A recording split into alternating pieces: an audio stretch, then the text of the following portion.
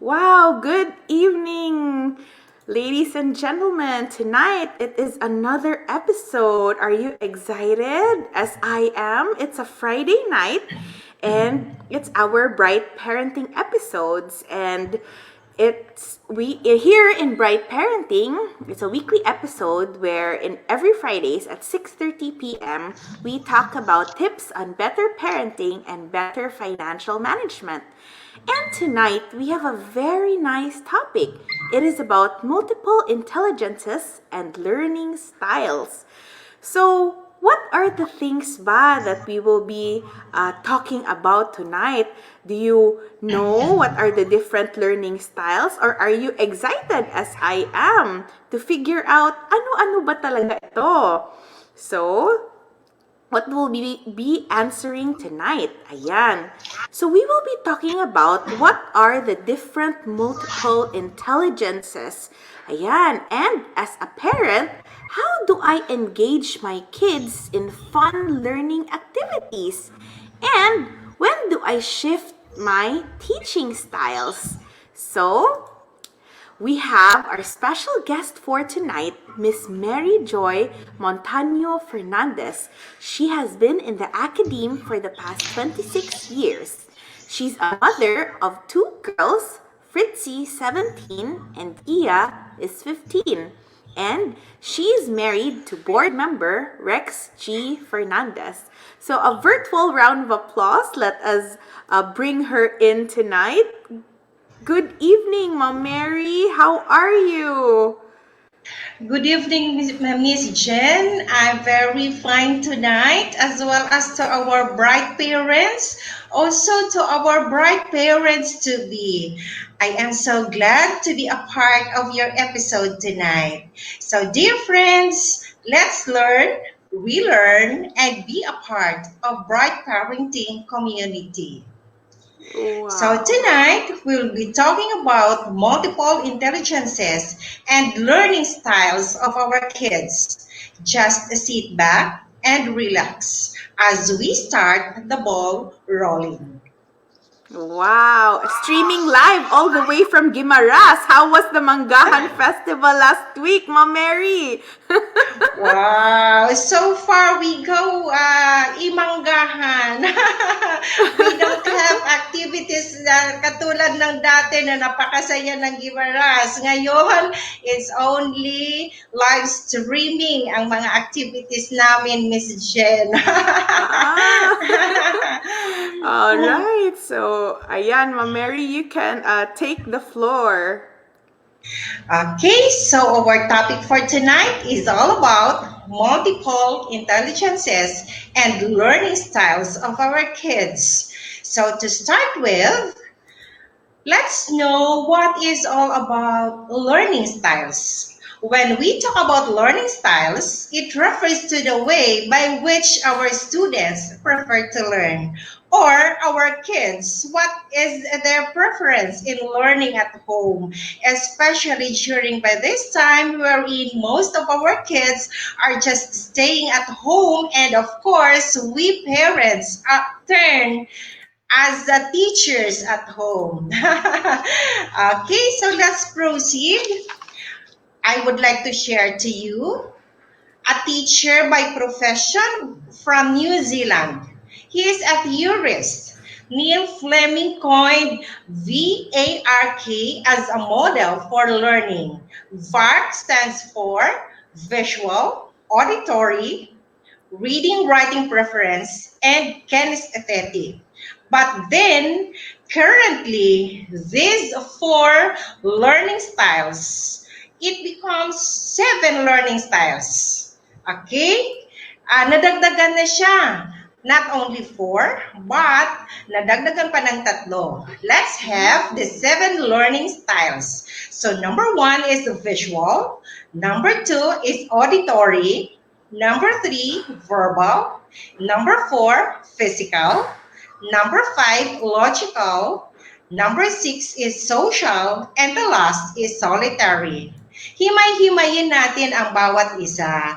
My dear friends, let's identify. Saan kaya na-belong yung mga kids natin ngayon? Oo Visual nga. learner ba sila? Auditory? Verbal? How about you, Miss Jen? Nako, Okay? ako siguro, Ma'am Mary, I will announce after you give us an idea ano-ano ba itong seven. But before that, we have our viewers. Ayan, si Ma'am Jean Recabado watching from Guimaras State College and si Mimi Mikay watching from Guimaras, a proud teacher under your leadership, Ma'am Mary Joy. Wow, we have our viewers. Wow! Mga members sila, Miss Jen, ng ating fans club ngayong gabi.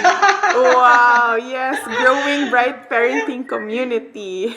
Mabilis ang umuwi lahat sila kasi they have to catch up your episode tonight. Okay, so let's start. Number one is visual. So visual learners prefer to see things drawn out in on or in graphs or to understand concepts. Now, let's link the theory or the multiple intelligences of Gardner to this type of learning style. So, a visual spatial intelligence is being linked to visual learning style. So let's proceed, Miss Jen, if what is all about a visual spatial intelligence. Does our kids possess this intelligence? So, himay-himayin naman natin, ano-ano ba ang mga activities or mga maari nilang maipakita sa atin in order for us to identify that they belong to this kind of intelligence. So, people who are strong in visual spatial intelligence are good at visualizing things. These individuals are often good with directions as well as maps, charts, videos, and pictures. Now, they are very good in putting up a puzzle. Okay? They also enjoy painting, drawing, and they can easily recognize patterns. Okay, now so what are the activities in which we can provide them if our kids belong to a visual learning style? We can expose them to activities like photography, jigsaw puzzle, origami, or the art of folding papers. Or we can let them play chess or Lego building. So these are only some of the activities in which we can provide them in order to enhance their learning ability. So Miss Jen, I would like to share to you one of the activities of my kids, especially Mana Fritzi, wherein when she was in the elementary, she's fond of playing chess. And by God's grace, she was able to got a medal during the competition among the Christian schools in the regional level. And but sad to say, when she entered at Huashong, she was not able to continue that activity. Probably, wala na siya nabigyan ng pagkakataon to continue showing her skill. But sometimes still, she can play chess at home. Okay. Ako din siguro, Ma'am Mary, I would probably be one of this visual spatial learner because I enjoyed playing chess, and I remember that, you know, when I was still in grade school, even if I live far in Mactan and then our school was in Capitol, I would try to remember like what were the routes that we had to take, so that on my mind, I said, I'm gonna draw a map on my mind. And so nice. Oh, see? One down ka na. Oo. One down na. Na-identify mo na. Meron na kayo. Yes. Okay. So as we go on, number 2 is auditory. So this style is also known as oral or auditory musical. Such learners like to listen and hear information in order to process it optimally. So, an individual or a learner learn best in lecture rather than reading a book. So, which means to say, giving a lecture to allow to this kind of a learner, he or she can learn better rather than giving a textbook to let him or let her read and understand. And this type of learner absorb information through sound. So it's more on Mm. hearing, it's more on listening activities. Now let's find out what else or what else are the characteristics of a learner if he or she possess a musical intelligence. So people who have strong musical intelligence are good at thinking in patterns, rhythms, and sounds. Makarinig pa lang siya ng tunog, it seems na alam na niya kung ano talaga ang beat ng tunog. Yon. Wow. And tunog pa lang, kaya niya nang magtugtog. Kaya niya nang mag-create ng sound upon listening to the sound. Maari na siyang makakreate ng kanya-kanyang pattern. Okay? They have a strong appreciation for music and are often good at musical composition and performance. So I would like to link this. I would like to identify our music artists, those Ah. singers who are very good in music composition, as well as they are also very good in singing.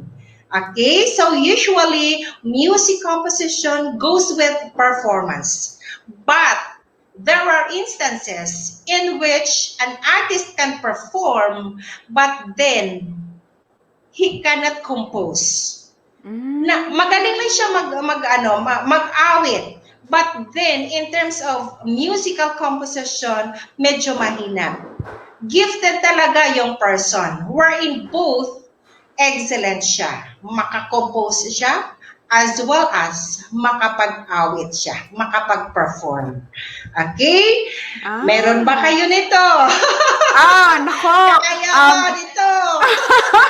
Marami siguro, no? I have a very good friend. She's also part of our team. Manager's candidate si Miss Jaisal KU. Ang galing-galing niya mag-awit at saka mag-perform.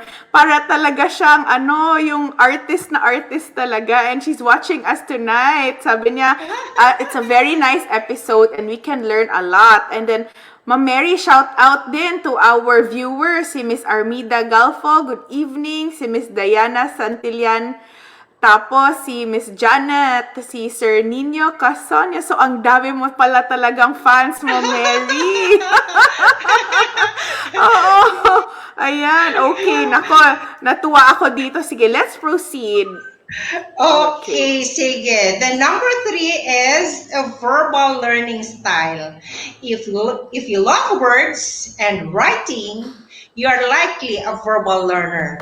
Linguistic learners enjoy reading and writing as well as enjoy word play. Okay, now, may alam ba kayo na magaling maglaro ng Scrabble? Magaling maglaro ng word search sa Ah. computer or sa cellphone. Or may mga kids ba kayo? Or may mga kids ba, mga friends natin, na every time magpunta sa, let us say, sa mall, SM City, nawawala sila, pero mahanap mo sila doon sa National Bookstore. Kasi nandun sila busy scanning the books, busy reading, and a lot more. Miss Jen, I experienced this when one time we had our mauling activity with the kids. I am looking for a school supplies. Bibili sana ako ng mga gamit like mga ball pens, mga crayons, at iba pa. I was so shocked when I turned my head back. Hindi ko na nakita yung eldest daughter. Kasi nawala siya. Parang hindi ko ma-express ang feeling kasi nawala ang anak ko.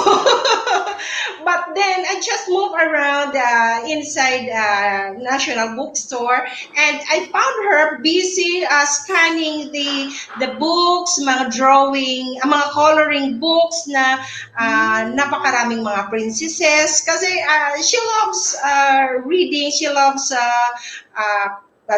making drawings or coloring books na ang mga characters, mga princesses, mga Disney characters ba?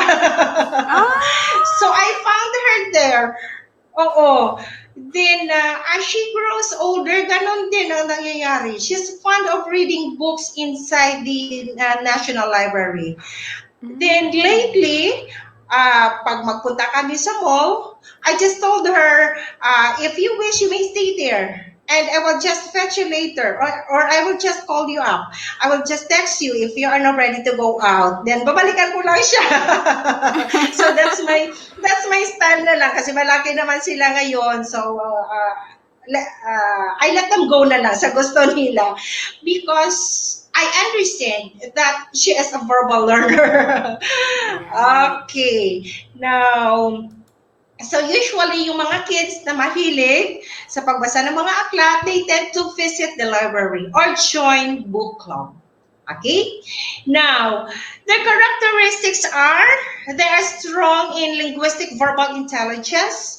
They are able to use words well. More or less, they have a very nice choice of words. Both when writing and speaking. It's either pasalita man or in a writing, they have the so-called a very good choice of words. These individuals are typically very good at writing stories, memorizing information, and reading. Usually makikita ko itong skill, especially sa mga English teachers namin. Napakagaling nila. Every time na i-invite sila to be the host of the program, sometimes nakaka-heads up talaga. Feeling ko, wow, napakagaling nila. They have a very good choice of words, especially in the public speaking. Okay, because they are gifted. Okay, now so let's proceed. Next one is we have physical or kinesthetic learners. So kinesthetic or physical learners are hands-on learners. Rather than watching a demo or listening to directions, physical learners like to perform the task. So like for example, Miss Jen, in my case, I can learn best if you will give me a bike. Rather than teaching me how to ride on a bike. Trivia pala sa ating mga viewers, grabe si Ma'am Mary. She is almost turning 50 and yet she could still bike several kilometers. I think around 20 kilometers. Grabe, Ma'am Mary. Ako nga, I cannot balance a bike hanggang stationary bike lang ako. At nakita ko, Miss Jen, personally, I can say that I am a physical learner or a kinesthetic learner. Okay? Not only in sports. Our learners at home or our learners in school, if they belong to a kinesthetic or physical learner, they can learn best or better by doing personally or exploring or discovering. There is a need for us to provide them opportunity in which they can physically engage. They can actively participate. Now, at home, especially during this time in which our kids are just staying at home, usually, anong ginagawa ko sa mga girls? Monday to Friday, they are so busy attending their online class. But during Saturdays and Sundays, I used to expose them. Umuwi kami kay Lola.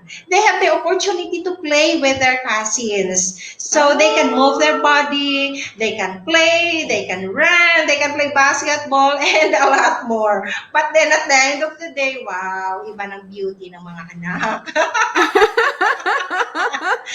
But then they enjoy the activity, and I'm very sure that they also learn. Not only they are learning, but as well as enjoying.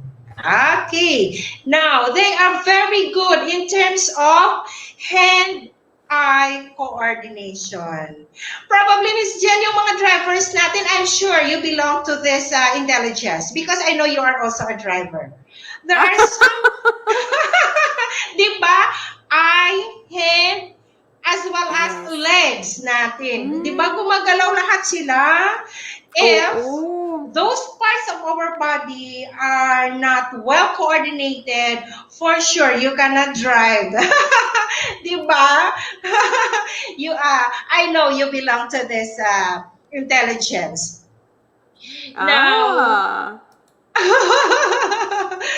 okay, now, so let's proceed. Number 5 is logical or mathematical. Logical learners have a mathematical brain. They can recognize patterns easily and connect concepts. Logical learners are most often found in math-related professions like accounting, bookkeeping, computer science, as well as research. I've read one very popular, very famous physicist who is really very good in numbers. And for sure, most of us nakakilala sa kanya, he is Albert Einstein. Einstein. He is a physicist. He is Ah. good at working with numbers.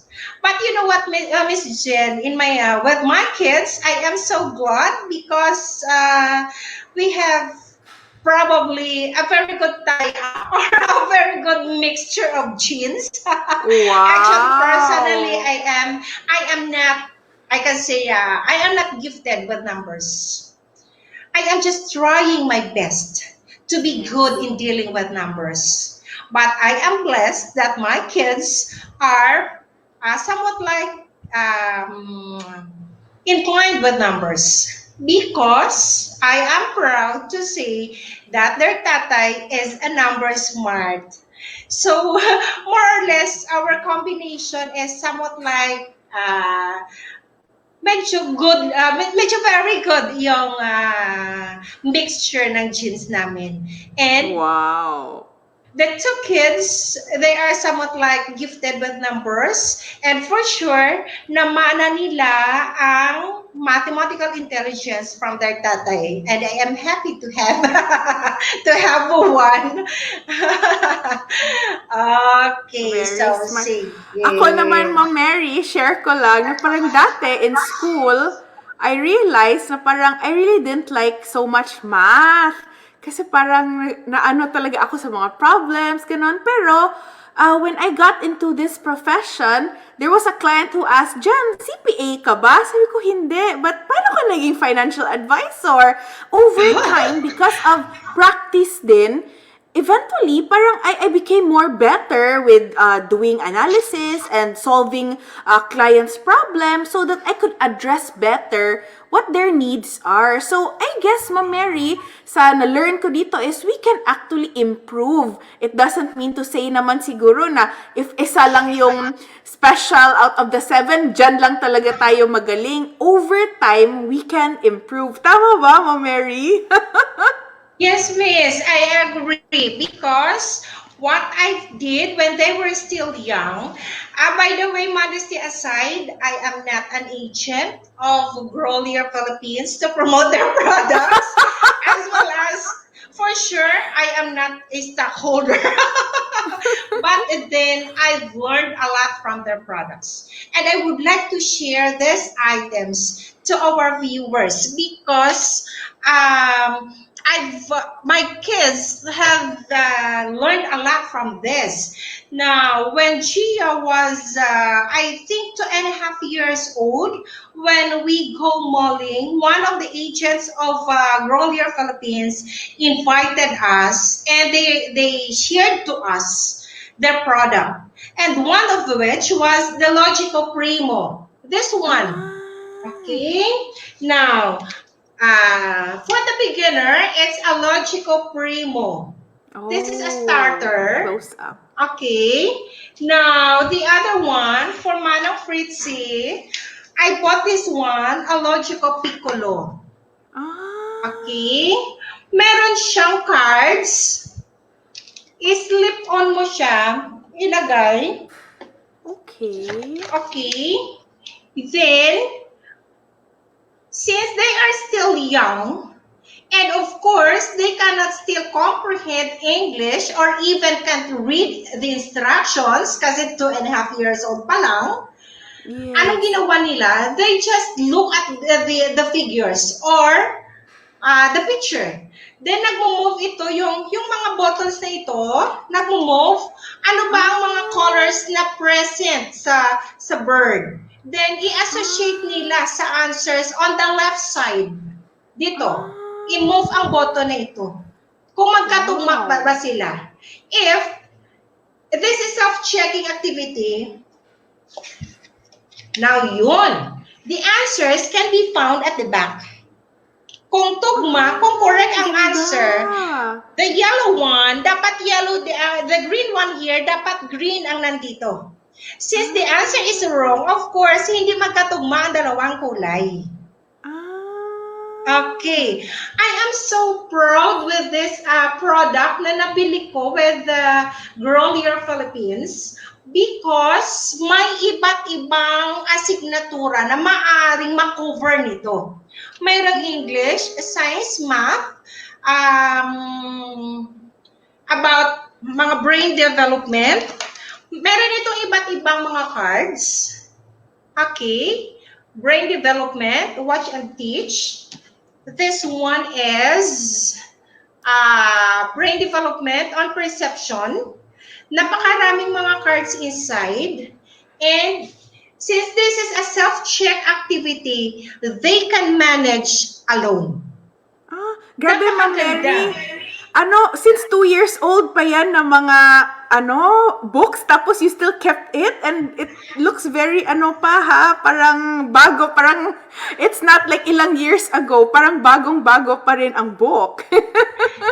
Yes, miss, because as a teacher as well as a mom, siguro nakapag-learn lang ako ng care and use ng mga gamit-gamit, especially in school. Ah, very And even nice. now, right now, still, binabalikan nila ito. Yung mga activities nila, yung mga cards nila. Kasi yung contents nito ay progressive according to each level, Ah, according to grade. ang Kahit na ganda. incoming grade 11 na si Manang, but then she can still use it.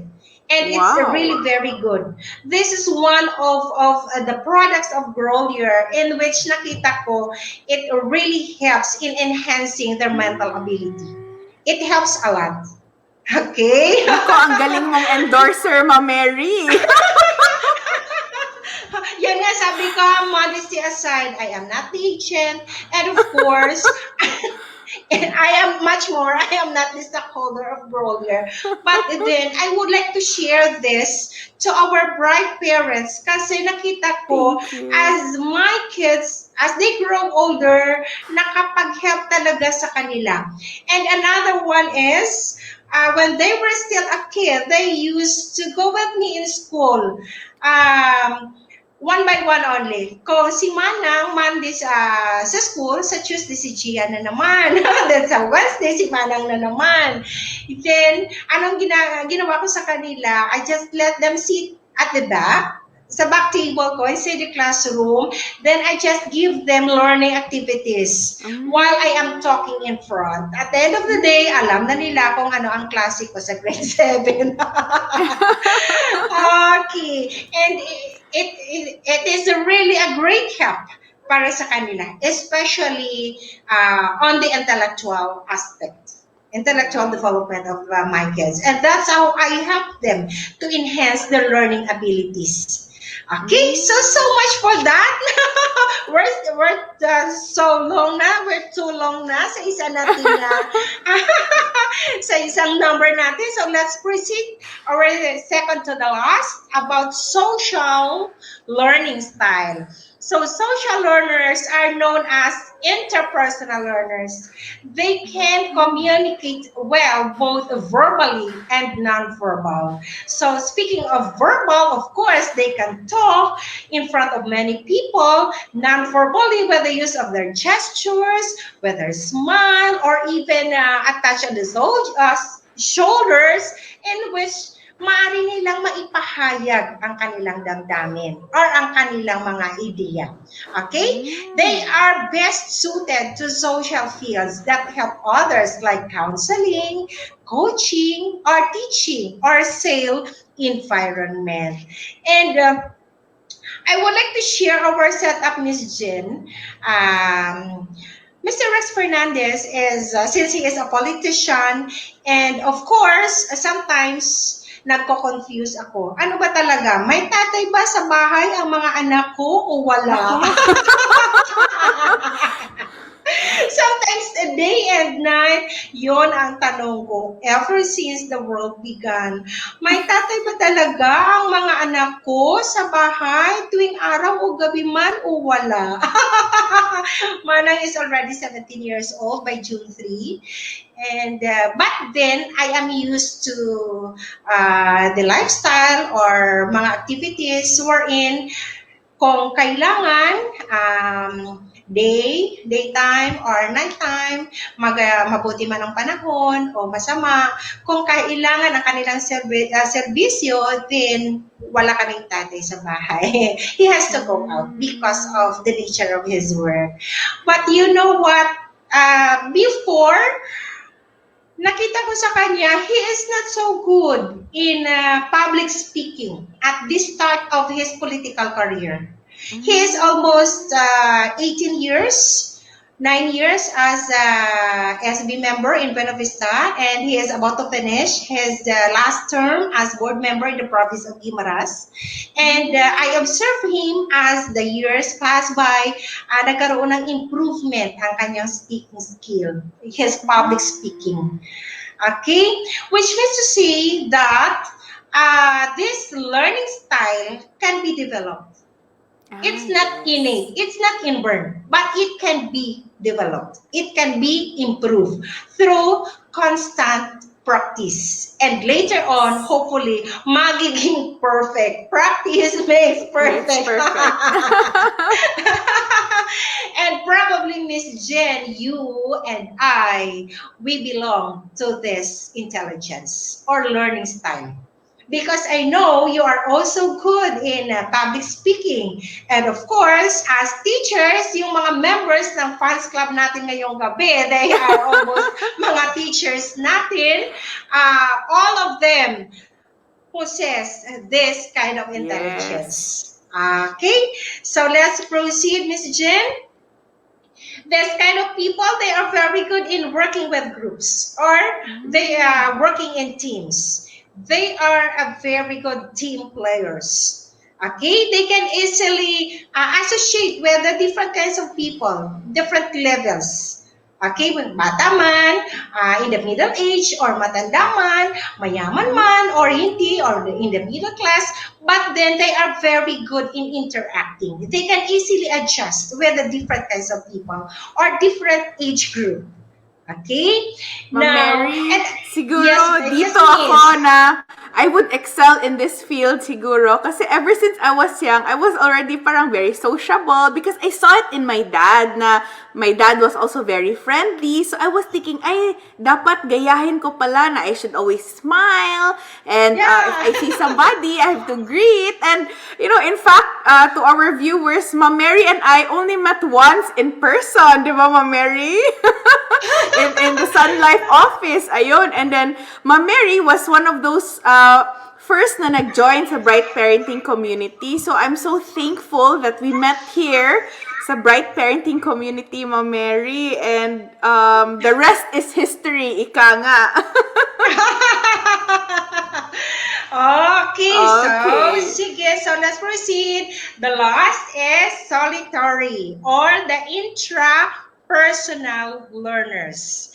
They are, when you think of this type of learner, you can imagine an author or a researcher who spends a lot of time with their own thoughts and works best with the least distractions. Which means to say, parang masasabi natin, ano ba talaga? May sariling mundo ba sila? Parang ganyan. Because they tend to, or they can learn best if they are alone. Mm. So speaking of solitude, it refers to the state or situation of being alone. Nag-iisa. They prefer learning of their own. And of course, they are self-motivated. Hindi na kailangang i-push pa ng ibang tao. But then, personally, they know how to push themselves. Sila na lang kayang-kaya nila. They are self-motivated. And they enjoy working independently. Kahit nag-iisa, but then masaya sila. Okay, and more or less, they spend their time in self-reflection, daydreaming, exploring relationships with others, or even assessing their personal strengths. Hindi na kailangan pang i-discover natin sila dahil sila talaga magaling mag-discover ng self nila because they have this kind of intelligence. Magaling sila. Okay? Now, so ano kaya pwede natin gawin sa kanila? Parang, kumbaga, they belong to mga mahirap abutin. Hard to reach na mga tao. Mahirap natin mabasa yung what is in their mind. Kung ano ba talaga ang sa feeling nila. So, paano natin sila ma-reach out? If we have this kind of learner or kid at home, napakahirap i-deal ito. Kasi we don't know kung ano ba talagang nasa isip nila. Mabuti talaga ba ang iniisip nila? Or let us say, ang sa feeling ba nila, mabuti pa kaya or hindi na? Galit ba sila sa atin or masaya pa sila? So ano kaya ang maaaring magawa ng isang parent? So, as a mom, maaari natin silang tanungin. Kung baga, kita na talaga yung mga moms na magpakakumbaba para sa kanila. Okay? Kita na ang magtanong sa kanila. It's our role to discover their feelings. Kasi hindi type nila na i-share nila kung anong feeling nila eh. So for us, bright moms, it's our role to discover kung ano talaga ang nasa isip or kung ano talaga ang nasa damdamin ng ating mga anak. And probably, I feel so hard if I have this type of learner at home or a learner in school. Somewhat, I feel so tiring, but of course, it's so rewarding kapag malaman natin or kapag ma-discover natin sila. Okay? So, Miss Jen, we're almost about to end with our session tonight. Yes. Okay, but then I would like to share our last slide. Yan. Okay, I would like to leave this closing message to our bright parents tonight. Let's all remember that every child is gifted. They just unwrap their packages at different times. Wow. Now, so let's all remember, Miss Jen, every child is special in the sight of the Lord. Kayo, you are special in the sight of the Lord. And I am too. I am also special in the sight of the Lord. The same with your kid. The same also with my kids. So each one is carefully and wonderfully made. You are beautifully made.